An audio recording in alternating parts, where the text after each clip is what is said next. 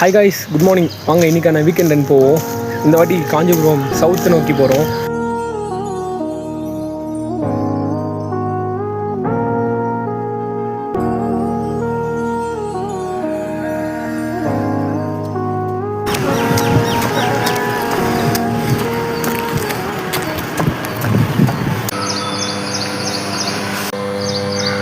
Guys, இப்போ ஒரு transformer காமிச்சல, அதில் வந்து ஒரு ஹம்மிங் சவுண்ட் வந்துருக்கும். மோஸ்ட்டாக எல்லா டிரான்ஸ்ஃபார்மர்ஸ்லேயும் வரும்.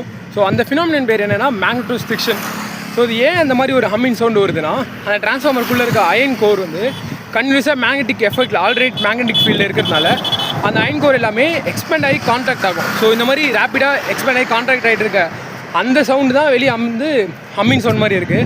இது வந்து காமன் தான், அதில் எந்த ஒரு பிரச்சனையும் இல்லை. ஓவராக சத்தம் வந்ததுனா தான் மேபி அதில் எதனா ஃபால்ட்டாக இருக்கும். கான்ஸ்டண்ட்டாக ஒரு மியூசிக் மாதிரி ஹம்மிங் டோனில் வந்ததுன்னா அதில் எந்த பிரச்சனையும் இல்லை. ஸோ இந்த ஃபினாமினான் பேர் வந்து மேக்னட்டோஸ்ட்ரிக்ஷன். எனக்கும் இது முன்னாடி தெரியாது, இப்போ தான் நானும் கூகுளில் பார்த்தேன். அது நல்லா இருந்தது, அதான் உங்கள் வீடியோ ஷேர் பண்ணேன்.